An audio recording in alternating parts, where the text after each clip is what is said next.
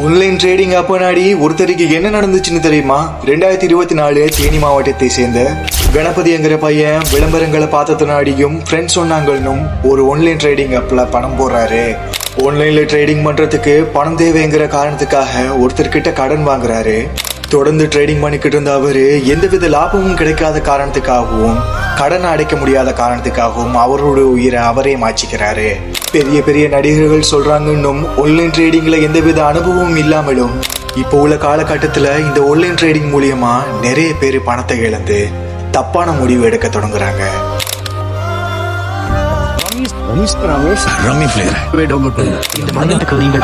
இதில் நிதி இழப்பு அபாயம் உள்ளது. பொறுப்புடன் உங்கள் அபாயத்தை அறிந்து விளையாடும். ஒண்ணு மட்டும் நான் சொல்லிக்க விரும்புகிறேன், உழைக்காம சம்பாதிக்கிற எந்த காசும் நிலைக்காது.